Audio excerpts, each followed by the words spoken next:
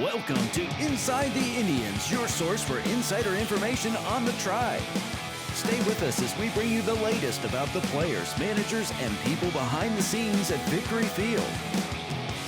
Now here's your host, the longtime broadcast voice of the Indians, Howard Kilman. Hi everybody, welcome to Inside the Indians. We'll be back with Larry Rothschild after these words.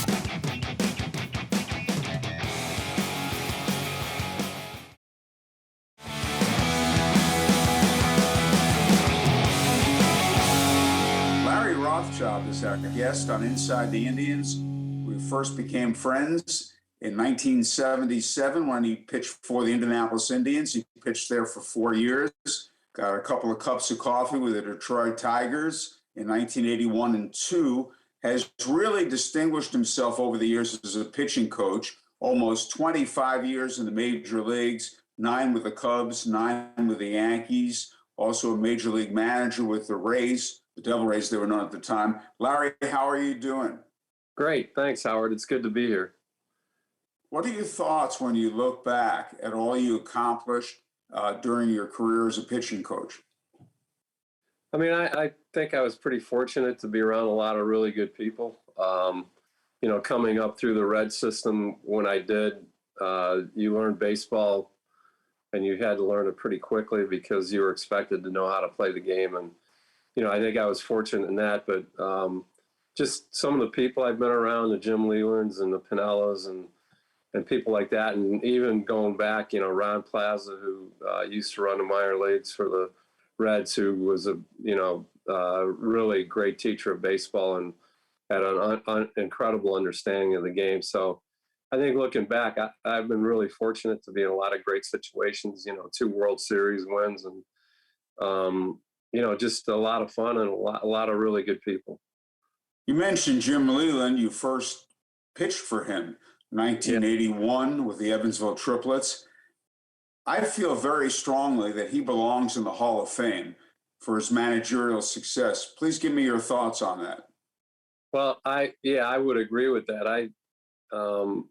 Whether the numbers dictate it or not, and I think they probably do, but his knowledge of the game and his ability to manage a game and think ahead, you couldn't keep him out of Hall of Fame based on, if anybody sat next to him during a game and saw how he handled things. So I think, the numbers are good, but they're probably not as good as a manager as he was. He had some teams that were developing and, things like that. So, and then he had some great teams, the Marlins team and some really good teams in Detroit. You mentioned the 2 World Championships. The first one was the first year you were a coach. You were the bullpen coach with the Cincinnati Reds in 1990, your first year major league experience as a coach. What are your thoughts when you look at that 1990 Reds team? Well, I thought it would be easy after that. I mean, the first time you won a World Series and you go, wow, this can't be that hard. And it really is. That team was just a really well-balanced team. Nobody had 30 homers, nobody hit 300. There might have been some 30 stolen bases, but everybody was in the ballpark of, 20, 25 home runs, 75, 85 RBIs, 20 to 30 stolen bases. And I think the athletic ability made us a really, really good defensive team. Starting pitching, Rijo was the key to that whole team. And then you had the bullpen with the Nasty Boys, but Tom Browning was on that team. And, it was just a really well-balanced team. And Lou managed that team as well as it could be managed.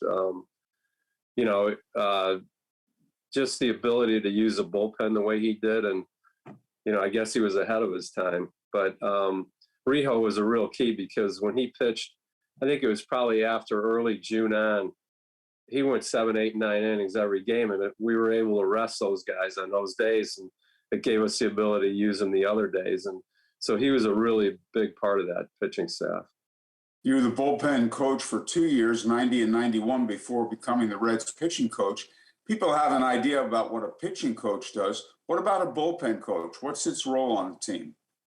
Well, I was pretty fortunate in that they pretty much let me do everything a pitching coach would do, reports and work on with guys on the side at times. And, along with that, I threw a lot of batting practice, caught in the bullpen. I mean, in those days, you didn't have a lot of coaches, and you had one bullpen catcher. So I would catch a lot of bullpens, which I really came to enjoy.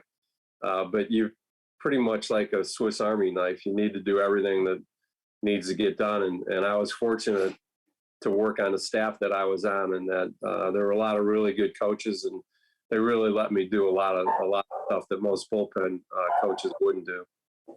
When you pitched for the Indianapolis Indians, late 70s, early 80s in Evansville, there were no pitching coaches then. And No. so you really had to talk to the other guys. It forced you to think and learn. Yeah, and a big part of it was talking to other players, and you saw guys do certain things, and I would ask them, why have you developed this? How did it happen? How do you hold the ball? Just whatever it was going to take. So, it was learning on the run. But there were a lot of good people around that you could talk to and could teach you. I mean, Donnie Warner was the catcher there, and he, certainly had a great knowledge of the game. And, you learn a lot from him. And one of the things you learned was when he put a finger down, just throw it. You didn't have to think your way through too much. But it was just, I thought it was a great way to learn. And it wasn't experimental. You needed to perform. Those days, no matter where you were, you had better be able to perform. And maybe lower minor leagues, you develop more, but a lot of it was that you needed to do the job, and because of that, you had a sense of urgency. And I think because of that, I taught myself a lot, and I was able to coach after that. When you mentioned Donnie Warner putting a finger down, you didn't have to think, you just did what he said.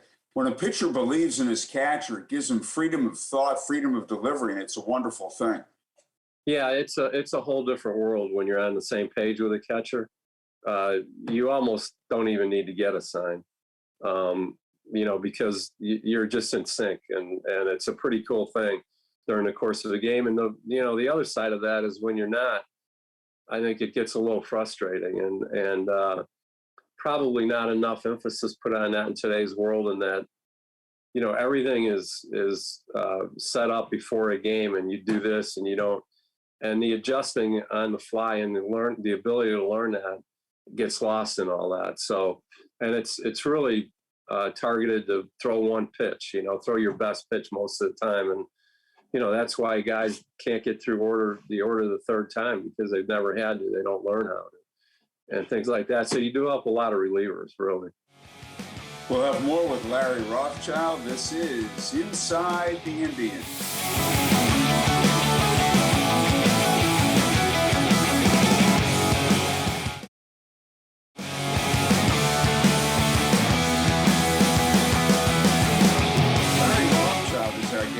Inside the Indians. We talked about the world champion 1990 Reds. Larry was the bullpen coach. He was the pitching coach for the world champion 1997 Marlins. They were known as the Florida Marlins then.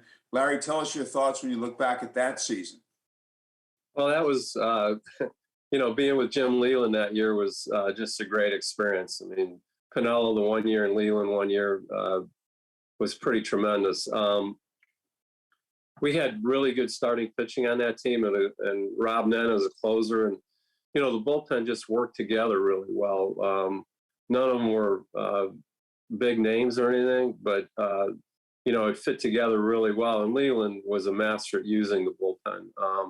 So it just all worked out. It was a team that, we had some really good players on that team. And it was a pretty interesting summer. And, when you win the World Series in the 11th inning of the 7th game, it's just memorable, throughout your life, no matter what. And, I remember in the 11th inning, we had gone through our bullpen, and Livan Hernandez had pitched a couple of days before it started and threw a lot of pitches. And so in the 11th inning, we're coming to hit, and Leland says, what do you think? And it was rare for him to ask that question, because he always knew what he wanted to do. And I think he did in that situation. I said, Jim, you're getting paid all the money. You make this decision. So, actually, Levon Hernandez was warming up because we had no other way to go. So it's a great thing that we won that game, and we did. But I wouldn't doubt that Levon would have gone out and thrown 3 or 4 or 5 shutout innings also, the way he was pitching at that point. Craig Counsell scored the winning run, and you can say, okay, that's wonderful, but he did something more important than scoring the winning run, and that's his sacrifice fly in the bottom of the ninth tied the game. Yeah, that's kind of a lost art, I think, now. When strikeouts become just another out, you lose you lose the ability to get the runner over, get the runner in, and that's one of the things he did. Obviously he wouldn't have had the chance in the 11th inning had he not done that. So, there was some pretty clutch things in that game, and we got a couple of breaks and some plays that Cleveland made, and but when you're a good team, you seem to get the breaks, and that's a case in point with that team. You were the Cubs pitching coach for 9 years. What are your feelings when you look back at that? And you're a Chicago guy. Well, I'm from Chicago, so it was great being there, and our kids really kind of grew up there. So it was, and they were able to be around my parents, who still lived in Chicago. So personally, it was a really great experience, and professionally, I thought, I really enjoyed it. Wrigley Field is just a special place, especially if you're from Chicago. But I think throughout baseball, it's just a great stadium. To be able to spend that time there, I felt like I was really fortunate. And Jim Henry was the general manager then, and he developed great working relationships with people, and he was very easy to work for, and a lot of fun to work for. So and really put together some pretty good teams there. So I thought overall the experience in Chicago was great, and I had the chance to go to the Yankees, even though I still had a contract with the Cubs, and Jim understood, I could be in Tampa for spring training, which is where the Yankees were. And so it worked out. I've been pretty fortunate throughout my career and the people I've worked for. You mentioned the Cubs and a great experience, and it's so difficult to win a world championship now because of all the tiers of playoffs, but you guys had some great regular seasons, finishing first several times. Yeah, we did. And things just didn't work out in a short series. It was tough. I mean, and a couple of those teams, it was really tough to not advance on because of just those teams. We had Ted Lilly and Dempster and guys like that on those teams. Imbrano obviously would, and prior to Matt Clement pitched great, but that whole locker room was so together, and it was a group of guys that got along great and had a lot of fun. But when the game started, they knew what they needed to do, and unfortunately, it's just short in the playoffs, and if you're not on top of it and get some breaks and get things going right away, it can get tough. And I always feel bad because those teams were a lot of fun to be around, and I really like those guys. And I think had they gone on, they would have been a memorable team to have some great memories of. We'll have a final segment with Larry Rothschild. This is Inside the Indians.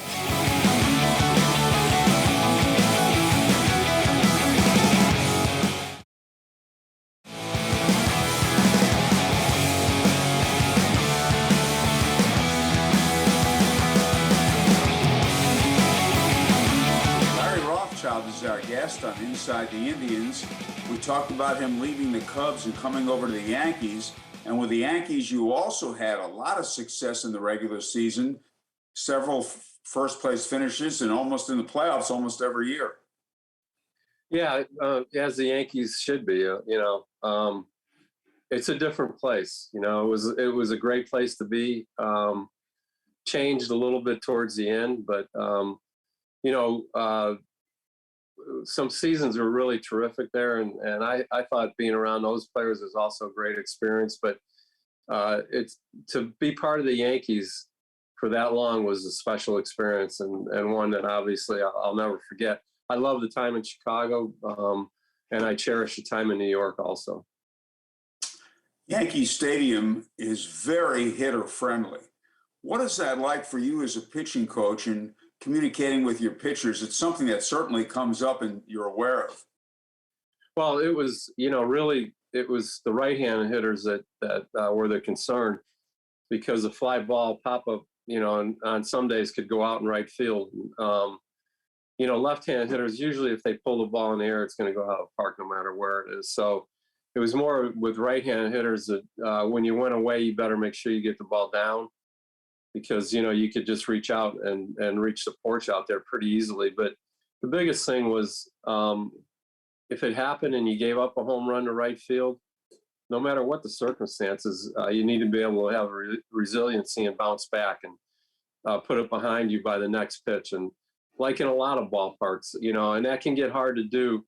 I think in Colorado, it's the hardest place, obviously. New York, you still had, center field and left center, right and left field, where, you had a pretty fair ballpark on most days. So, obviously, ground balls are ground balls. And if you get ground balls, you got a good chance to get people out. So, I think in today's world with people swinging up all the time and everything, it's changed the game a little bit. But right field at Yankee Stadium was something you had to be aware of, but especially with hitters that can go the other way.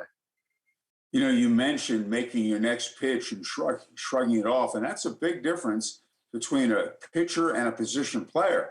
A position player can have a bad at bat, can be upset at himself, upset at an umpire, but he has time to cool off. He goes into the dugout, he goes out to the field, where a pitcher immediately must put it behind him and make another pitch.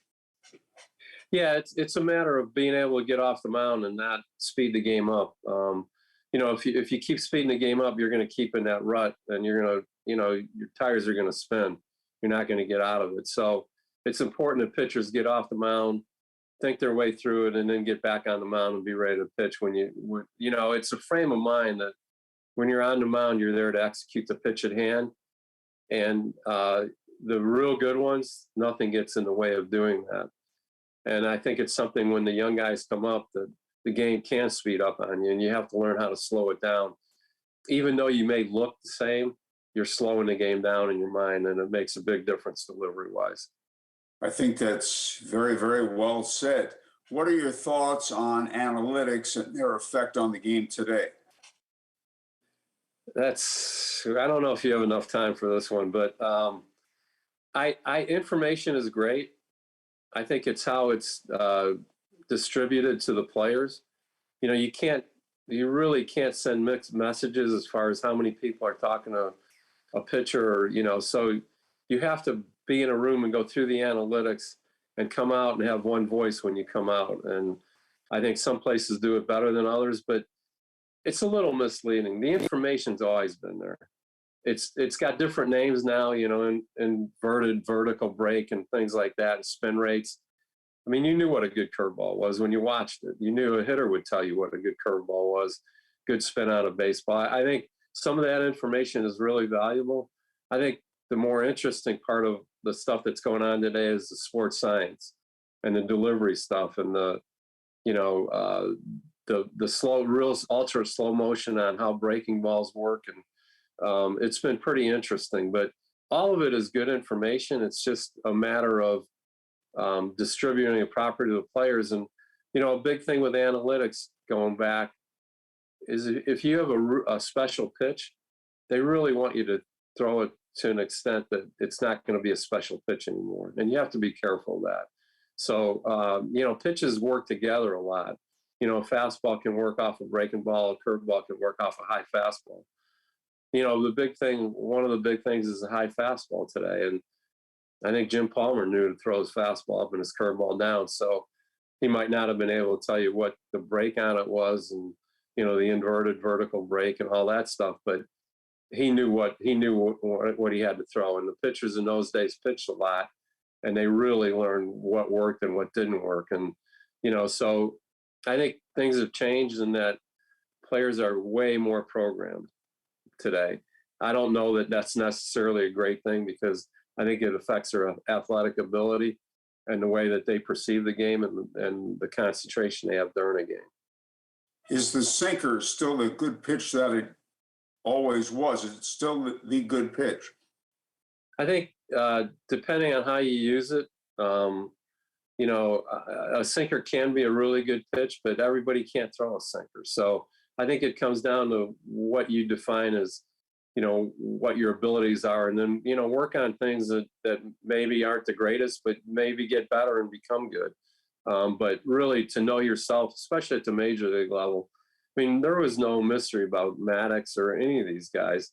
They just were able to execute at a rate that was very rare. Beautifully said, Larry. We really appreciate the time you've taken out today, and congratulations on all you've achieved over the years. Thanks, Howard. I appreciate it, and great to see you again. Larry Rothschild on Inside the Indians.